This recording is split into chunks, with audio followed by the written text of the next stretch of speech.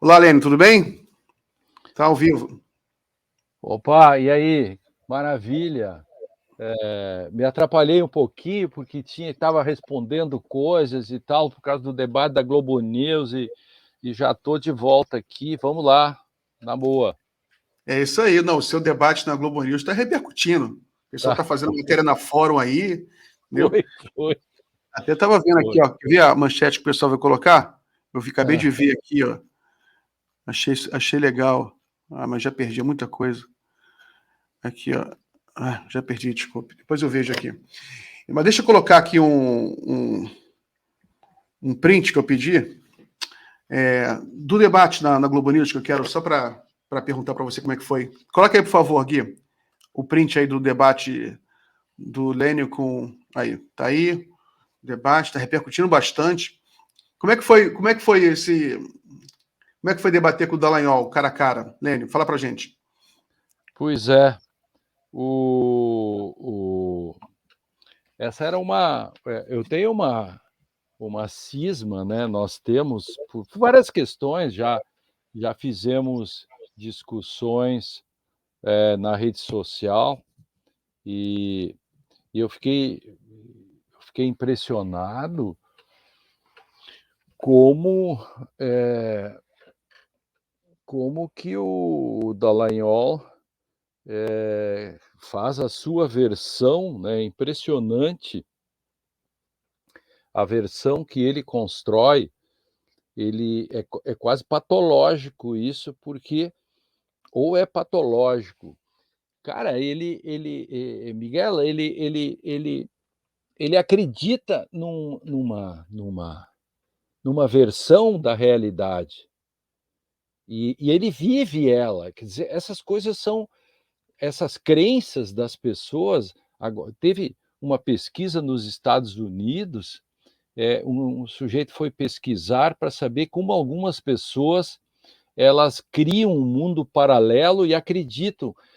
Lá nos Estados Unidos, o que levou o cara a fazer a pesquisa foi um sujeito que foi fazer um assalto ao banco e sem máscara, sem nada. Aí ele foi preso. Aí perguntaram por quê. E ele disse assim: Ué, vocês me viram? Eu estava invisível. Aí ele explicou que ele tinha uma fórmula lá que ele passaria no rosto, que ele ficaria invisível. O Dallagnol é assim. Ele chamou o Dias Toffoli de mentiroso, disse que o Supremo julgou mal, que tudo isso é uma grande farsa, que afinal de que essa questão com a Odebrecht, tudo isso está tudo legal. Eu fiquei impressionado com essa aversão que ele cria da realidade, sabe? É impressionante. Vamos ver a reação aqui também do Sérgio Moro. Coloca aí a reação do Sérgio Moro, por favor, Gui, na tela, para a gente comentar. Aí o Sérgio Moro. A corrupção nos governos do PT foi É. real, criminosos confessaram e mais de 6 bilhões de reais foram recuperados para a Petrobras. Esse foi o trabalho da Lava Jato, dentro da lei, com as decisões confirmadas Esse é durante anos outro. nos tribunais superiores. Os brasileiros viram, apoiaram e conhecem a verdade. Respeitamos as instituições e toda a nossa ação foi legal. Lutaremos no Senado pelo direito à verdade, pela integridade e pela democracia, sempre. Sérgio Moro, 6 de setembro de 2023. Pode tirar. O que você achou, Lênio? É igual, esse é outro. Esse é outro. E outra, e veja, o Dallagnol já está cassado e continua como se nada tivesse acontecido. Eles ajudaram a quebrar o Brasil. O Procurador-Geral da República, Miguel, é muito importante que a gente lide com elementos objetivos também, que são despolitizados os fatos, né? Alguns fatos são fatos que andam sozinho mesmo sem a política. Então, qual é um fato? O Aras disse no Roda Viva que a Lava Jato deu um prejuízo de 400 bilhões, 400 e tantos bilhões, quase 100 bilhões de dólares. Esse dado veio o Sérgio Moro, disse que recuperou 6 bilhões de reais. que é isso perto do prejuízo que deram? E recuperaram como? Daquele jeito, violando as leis, fizeram com que a própria Petrobras pagasse uma multa, mas se ela era vítima, como que ela poderia ser sancionada? Mas essas coisas não existem porque eles criam um universo paralelo. Isto é típico do bolsonarismo também, sabe? Essa bolha. Quando as pessoas acreditam que os ETs vêm para dar golpe militar e põem um celular na cabeça esperando o ET, como teve lá, e como as pessoas acampam na frente dos quartéis, essas pessoas acreditam em outra realidade, acreditam em outro. Então, e contra isso não tem argumentos. Eu confesso para ti que foi muito difícil para mim fazer esse tipo de debate para que eu pudesse dizer as coisas, porque eu sabia que era um debate com aquilo que a gente chama de jogar xadrez com pombo. Sabe como é que é o jogo de xadrez com pombo? O sujeito joga xadrez com pombo, o pombo te bica os dedos, faz cocô no tablado, ali, entendeu? Esculhamba com as pedras, entendeu? Sai caminhando com o peito estufado e diz: eu venci. É difícil jogar xadrez com pombos, né? O cotidiano está cheio de pombos, é muito difícil fazer debates, porque tem um limite, tem uma certa racionalidade, dali para cima é ficção. E aí é impossível de fazer. Pois é. Tem uns prints aqui que eu pedi para o Guilherme subir. Guilherme, sobe aí esses prints que eu acabei de postar no nosso grupo. Uma que é uma estimativa do prejuízo causado pela Lava Jato. O consórcio de Curitiba deu prejuízo de 600 bilhões ao país. Essa é uma estimativa que é acima da do procurador. Eu estou pegando um dado, por exemplo, um dado que a gente pode chamar de insuspeito, né, Miguel? Quando o chefe do Ministério Público diz que foi 400 e tal, que dá quase 100 bilhões de dólares, pode até ser os 600, né?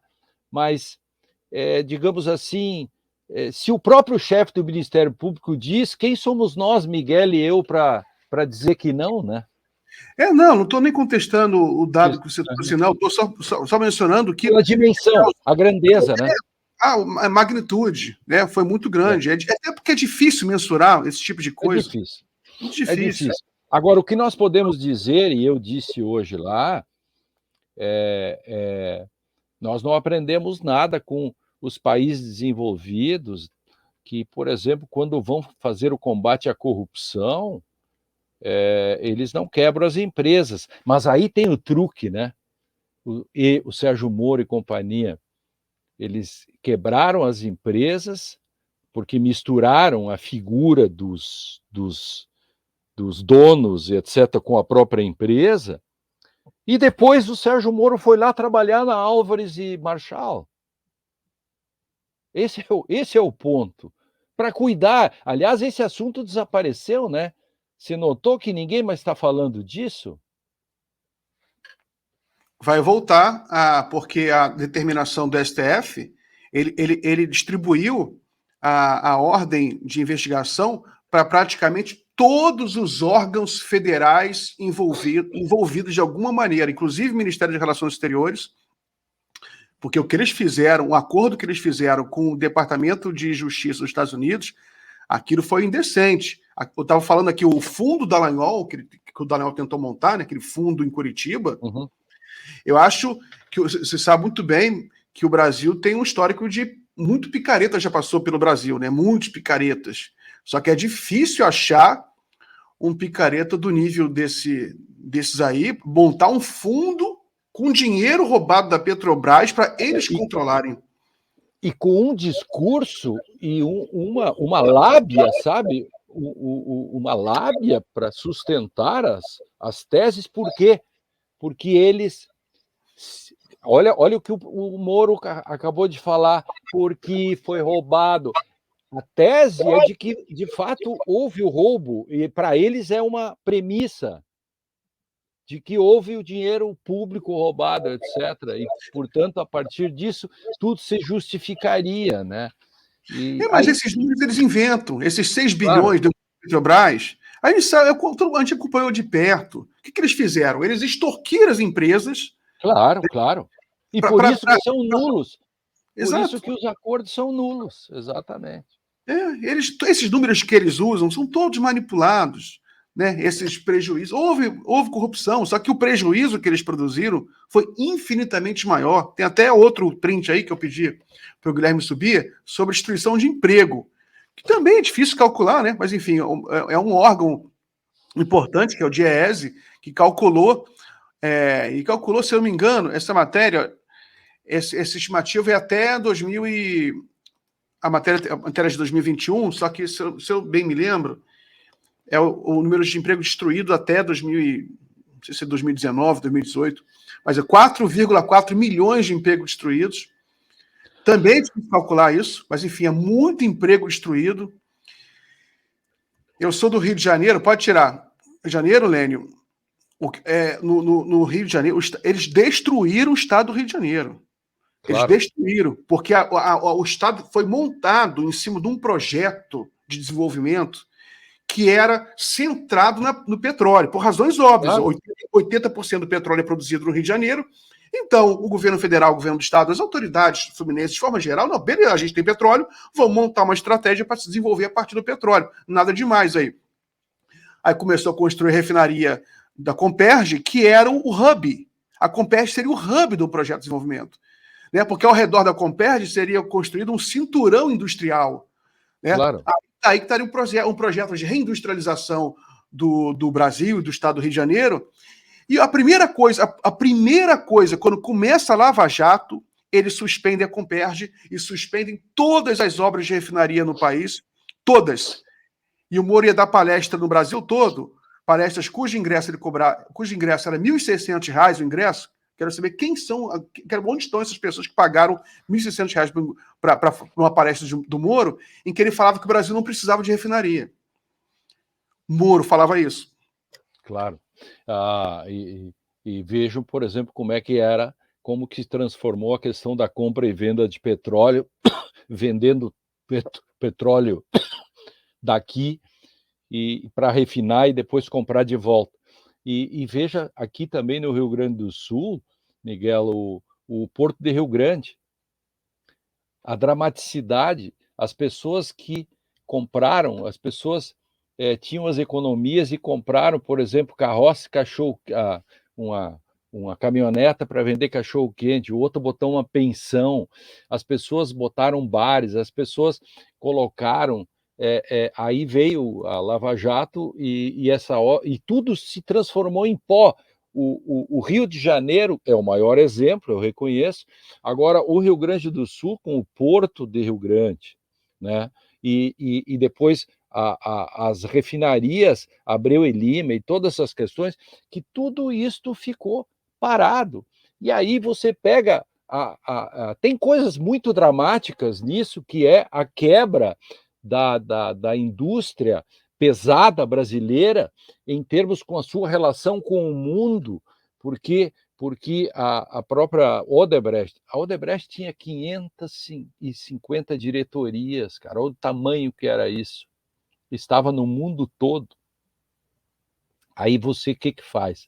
Você sangra ela ao ponto de acontecer o que aconteceu, olha os negócios que se perderam, as pessoas, por isso que nos países desenvolvidos, nenhum país do mundo, quando vai fazer investigação de corrupção de algum diretor de alguma empresa, mexe na empresa. Isso não existe, Lê. Aqui foi criminoso quando misturaram a empresa com tudo isso. É uma coisa espantosa. Né? Isso é criminoso. Qualquer economista com o pé no chão sabe que as grandes empresas nacionais, sobretudo da área de infraestrutura, elas fazem parte da estrutura nacional. Né? Elas são defendidas pelo governo. E eles eram governo, eles eram agentes do Estado. Então, eles faziam parte quem paga o salário deles, Moro, Dallagnol, pagava, era os impostos recolhidos pela produção brasileira, né? Mas deixa eu trazer aqui um print. A decisão do Toffoli, né, foi histórica e é mais um prego no caixão da Lava Jato. E ele divulgou muitos diálogos da spoofing.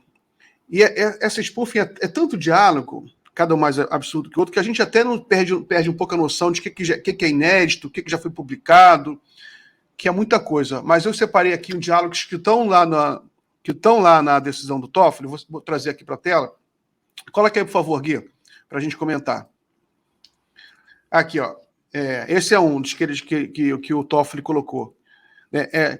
Conversinha do Moro com Dallagnol. O que você acha dessas notas malucas do Diretório Nacional do PT? Deveríamos rebater oficialmente? Ou pela JUF? Deveríamos, né? Nós, o grupinho. Claro. Aí o Deltan responde: na minha opinião e da nossa assessoria de comunicação, não deveríamos rebater, porque isso não tem tido grande repercussão. E acabaríamos dando mais visibilidade a algo que não tem credibilidade. Né? Conversinha dos dois. Tem outro... Uma politização ao máximo, né? Um juiz e o promotor falando de estratégias de mídia e de comunicação. Isso é fantástico. Né? Não é fantástico isso? Tem outro tão bom assim, tem outro igualmente bom. Achei por acaso que eu estava lendo a decisão. Olha isso aqui, ó, 16 de janeiro de 2016, pouco antes do golpe. Deltan, você acha que seria possível destinar valores antigos disponíveis da vara para um vídeo contra a corrupção pelas 10 medidas que será veiculado na Globo? A produtora está cobrando apenas custos de terceiros, o que sairia por cerca de R$38 mil. Se você achar inadequado de algum modo, estamos considerando outras opções, como crowdfunding, cotização entre as pessoas envolvidas na campanha. Anexo segue o roteiro e orçamento para você analisar, caso queira. O roteiro ainda sofrerá algumas alterações. Por favor, avalie com total liberdade. Se acreditar que isso pode prejudicar a imagem da Lava Jato de alguma forma, nem nós queremos seguir adiante. Ele bota o anexo. O Moro responde no dia seguinte: se for apenas 38 mil, acho que é possível. Vou verificar na terça-feira e te dou uma resposta. Pode tirar, Gui. O que você acha? Claro, só aí já tem um crime, só aí já tem crime.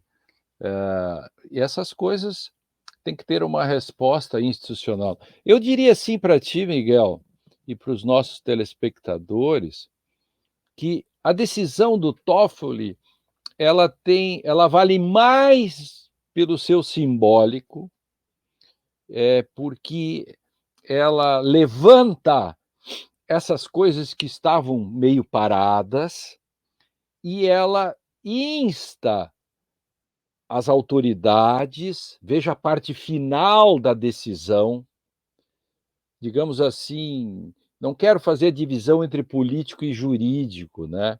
Mas eu diria assim, a repercussão política da parte final da decisão, quando ele vai falar a responsabilização das pessoas que causaram, esta é uma hecatombe no sistema.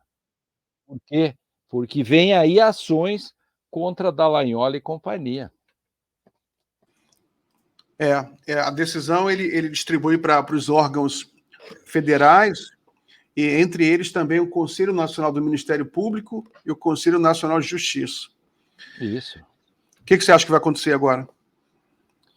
Bom, eu espero, e aí eu senti também outra questão simbólica nisso, forte, é que o Supremo Tribunal está vestindo as calças, né? Não estou querendo fazer nenhuma discussão sexista, a gente tem que cuidar muito isso, né, hoje.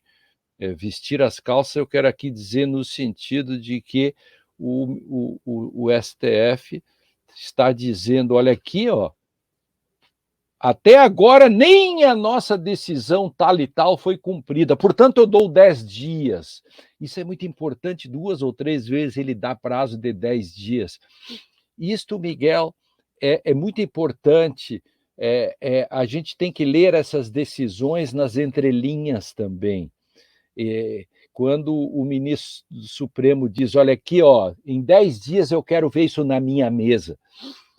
É muito raro ter isso feito desse modo.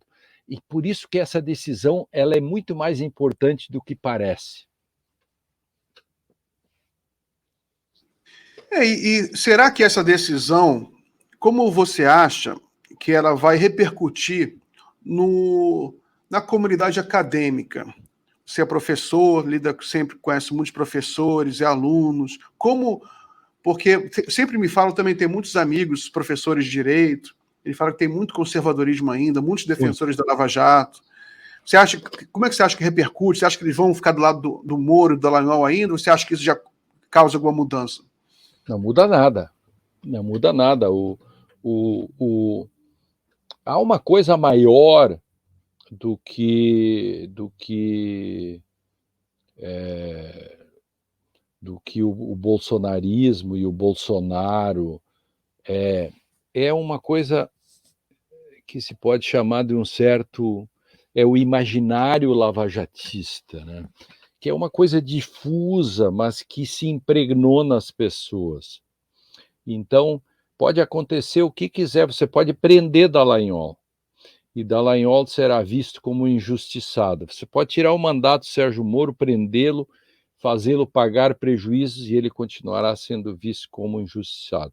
Igualzinho ao Bolsonaro. Bolsonaro, Michele, Cid, se forem presos ou condenados, não se preocupe que continuará com uma grande fatia do eleitorado, com aquelas pessoas que vivem em realidades paralelas e que são essencialmente conservadoras. E aí, Miguel, se há um lugar do conservadorismo,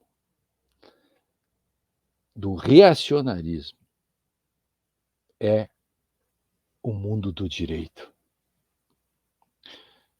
É espantoso como as faculdades de direito do Brasil todo se transformaram num criatório de reacionários. Jovens que saem da faculdade odiando a Constituição.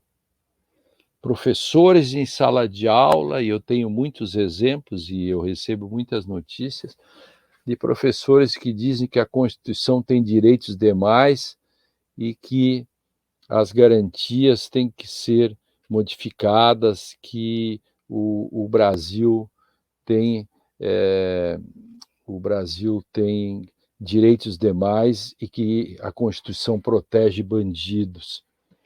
Isso dito por alguém que não é da área do direito, eu até admitiria. Agora, dito por alguém de dentro do direito, mostra apenas que nós fracassamos nisso. Eu vou te dar um número impressionante, porque eu hoje sou testemunho da história, né? Eu participei de todas essas coisas, todos esses grandes movimentos nos últimos 20 anos, eu estou no meio, no direito, eu estou aí, e alguma coisa eu fiz, ou fiz um parecer, ou fiz uma petição, ou fiz um artigo, fiz um livro, alguma coisa eu fiz. Então eu sei tudo. Essa história dessas nulidades aí que o Toffoli colocou, lá em 2014 eu fiz um parecer mostrando que umas provas que vinham por um BlackBerry, daqueles telefones antigos, ainda dos tempos do Youssef, aquele eram nulas, entendeu? Já naquele momento. Depois, o caso da Odebrecht também, eu trabalhei e mostrei como aqueles pendrives que vinham no bolso do paletó dos procuradores, que andavam para cima e para baixo, lá para a Suíça, que está tudo dentro disso que nós estamos falando aí, que está dentro da decisão do Toffoli. Eu estava nesse negócio. Eu vou te dar um número da minha luta quando eu estava na presunção da inocência. Você sabe que o prerrogativas, etc., nós tivemos, né, nessa luta da presunção da inocência. E que foi isso, e que, ao fim e ao cabo, o Lula foi libertado com a decisão da presunção da inocência, que eram as ADCs 43, 44 e 54, julgadas em outubro de 2019, e logo depois Lula é libertado. E 63%, segundo números de então, dos advogados brasileiros era contra a presunção da inocência. Isso significa dizer, mais ou menos, mutatis mutandis, que você reunisse todos os médicos do Brasil e 63 deles fossem contra antibióticos. Mas escreva aí. Isso é muito impressionante, né?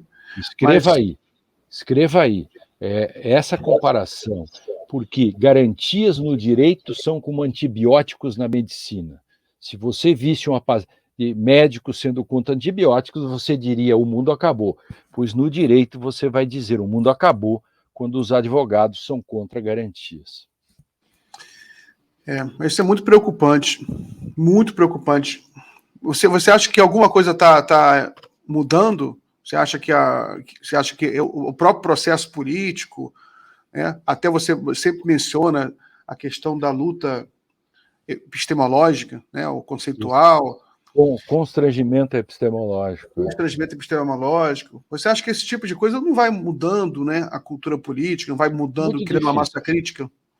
Muito difícil, Miguel, porque para isso nós precisamos mudanças estruturais. Você precisa mexer na estrutura, porque senão a função, essas coisas escapam entre os dedos. Então você precisa mudar. O que são mudanças estruturais? Você tem que mexer no criatório. Pense numa pandemia, você busca o paciente zero, correto? O paciente zero. Quem é que foi o primeiro cara que teve o vírus? Pois no direito, o paciente zero está nas faculdades de direito. Então você tem que mexer estruturalmente, mexer no ensino jurídico urgente. Isso aí teria que ser feito já desde o primeiro governo Lula, enfim, ou do governo Fernando Henrique, que era um governo social-democrata e tal, deveria ter sido feito, não foi feito, nada foi. Tem que mexer nos concursos públicos, para o Ministério Público, magistratura, principalmente, você tem que mexer nisso, e você tem que fazer uma reforma processual também. Você tem que mexer na estrutura do processo, você tem que mexer do modo como nós temos que instituir condições para que tenhamos critérios para decidir, para que os juízes não decidam como querem. Então, necessitamos uma série de mudanças estruturais para que, mesmo que as pessoas sejam, digamos, reacionárias, elas tenham elementos externos que as constranjam. Esse é o meu ponto. Esse é o meu ponto, que eu não estou inventando a roda agora e nem quero trocar a roda com o carro andando. Eu apenas estou dizendo que há mais de 20 anos eu falo disso, aponto os problemas, e eu não me surpreendi com a Lava Jato. Ao contrário, eu disse que o direito seria antes Lava Jato e depois da Lava Jato. Por quê? Porque a Lava Jato foi uma ruptura.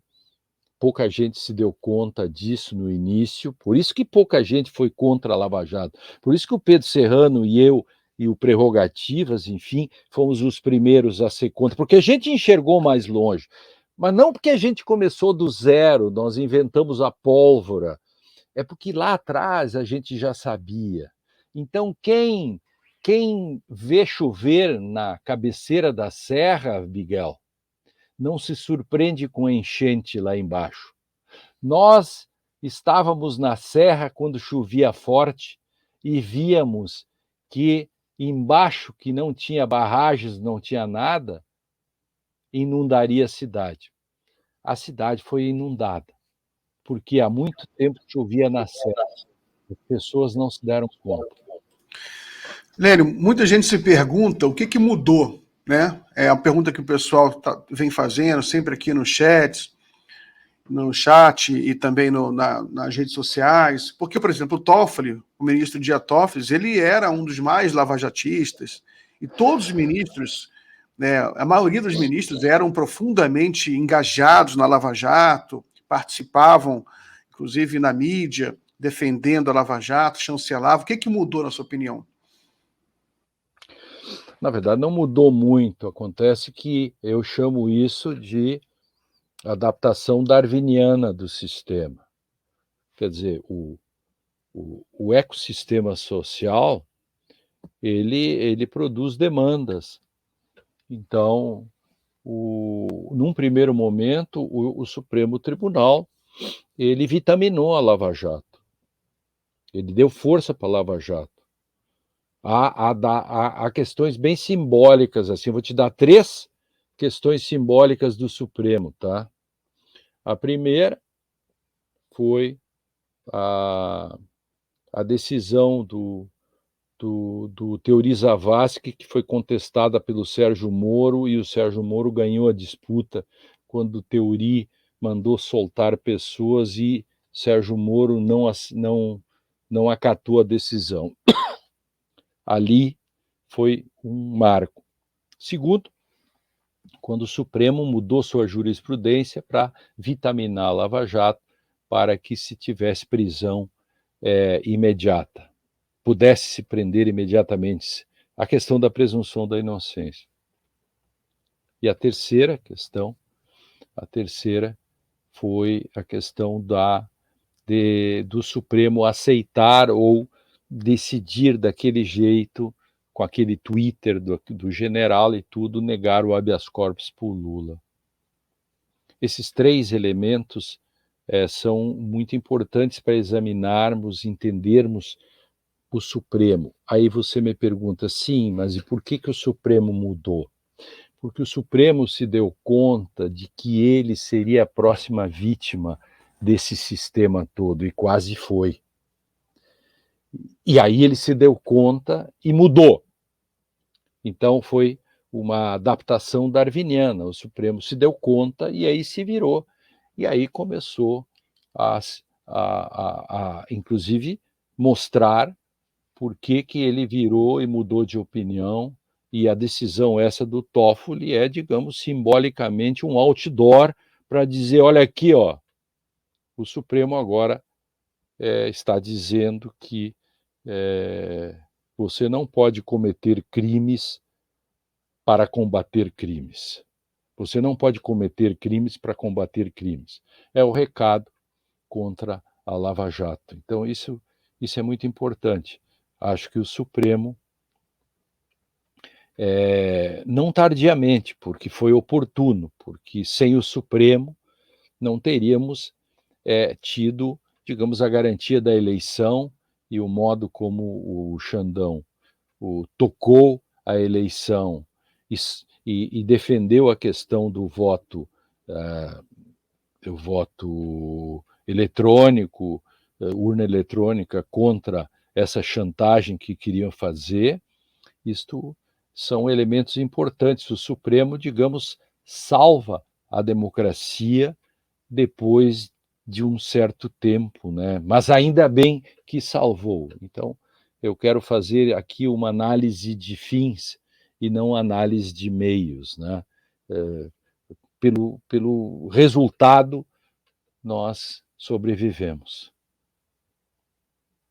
Muito bem.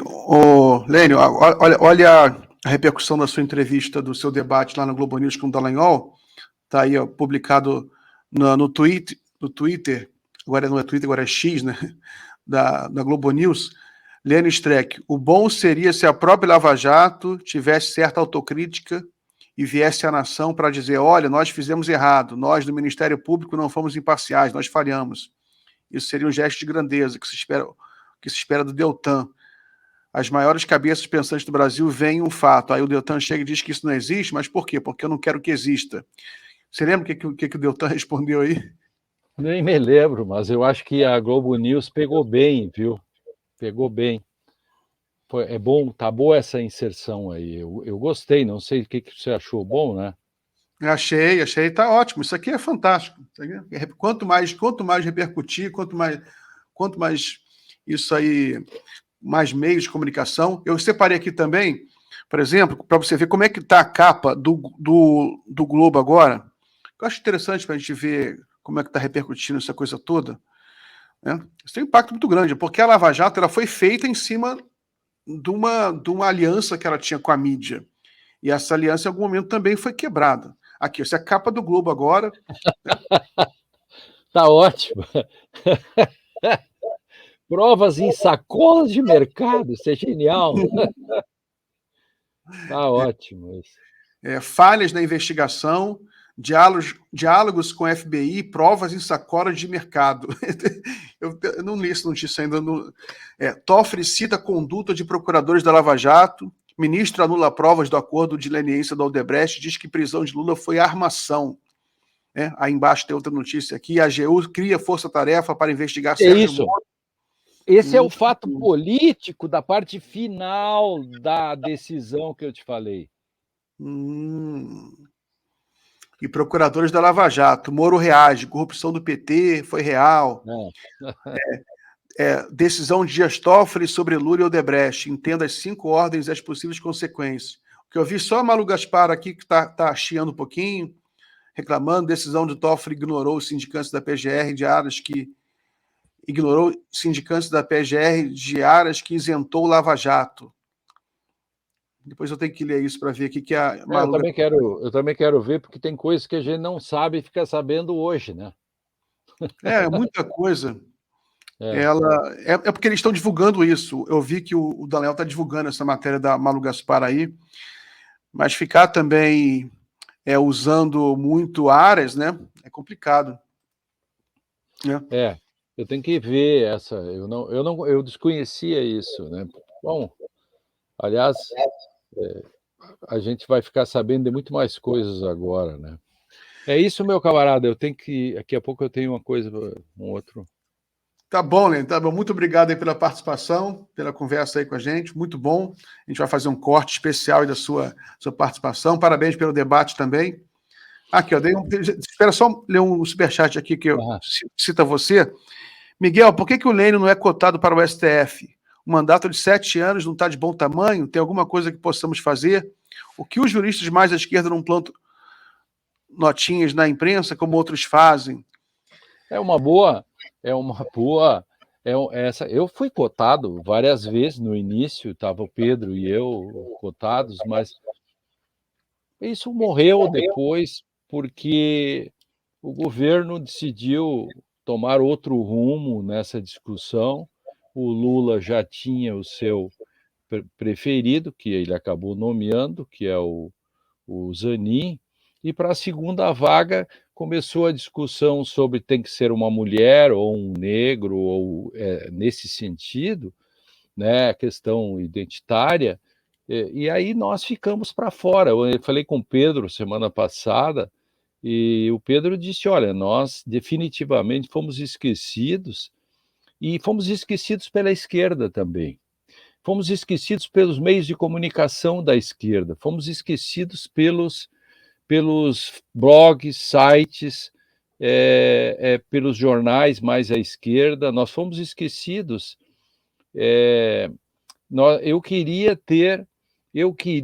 ter o apoio, o mesmo apoio que a esquerda está dando, por exemplo, e veja, não estou dizendo só por mim, eu falo pelo Pedro Serrano, porque eu acho que o Pedro Serrano e eu, por alguma razão, nós temos o tamanho e nossa história, então nós estamos falando nisso, sem desprezar as outras pessoas que são hábeis e importantes, mas, enfim, pela nossa idade também, o diabo sabe mais por velho do que por diabo, né, como se diz. Eu gostaria, e o Pedro provavelmente também, queríamos ter o mesmo apoio que estão se fazendo com listas e tudo para as mulheres, ou que fosse jurista negro, mulher, etc., que ok, eu não tenho nada contra, mas eu queria que quando eu e Pedro fomos candidatos, eu não vi um movimento. Eu não vi mexerem uma palha para dizer, olha, temos aí os caras que tem Lênio Streck, que escreveu mais de 80 livros, o Lênio Streck, que foi um dos primeiros a criticar a Lava Jato, que tem sua história, Pedro Serrano, que é um professor e etc, etc. Nada. Isto é uma coisa, assim, intrigante no meio progressista brasileiro, que é muito difícil de explicar. Eu não tenho explicação para isso. Nós estamos absolutamente alijados do processo. Nem sequer alguém diz, olha, o que você acha? E eu tenho conversado com o Pedro, nem a mim nem a Pedro. Não se, nem o governo, por exemplo, liga para perguntar para o Pedro ou para mim, assim, ó, tá, não vou levar vocês, mas o que você acha? Nada, absolutamente nada. Nada. Absurdo, Lênio. Absurdo. Nem sei o que falar sobre isso. A gente tem que. Eu defendo, né? Eu ficaria muito satisfeito com você no STF, o Pedro Serrano no STF. Seria. Até porque eu acompanho essas lutas junto com você e muita gente, essa luta aí, esses constrangimentos epistemológicos. Leio seus artigos desde o início, lá no Conjur, né? Foi um alívio, porque aquele momento era um momento de muita perplexidade, já falei para você, pouca gente escrevia sobre aquilo, não tinha muita literatura sobre aquilo, a gente procurava livros na Itália para ver se tinha alguém que tinha escrito sobre a Operação Mãos Limpas, não tem muita coisa, entendeu? Pelo menos não achei muita coisa, aos poucos fomos achando uma coisa ou outra, alguns clássicos da década de 30, Kishmir, né, Otto Kishmir, Justiça Política, mas você é realmente um dos poucos que estava no início nessa luta, e é isso que precisa no STF, né? O STF precisa disso, alguém que faça a luta política até para convencer os outros ali, que às vezes ficam meio perdidos, né? É isso, parceiro. Mas estamos aí com você, né? A luta não acabou, não. A luta continua, né? Quem sabe? Tá, quem sabe? Abraço. Valeu. Abraço. Abraço, querido. Valeu. Tchau, tchau.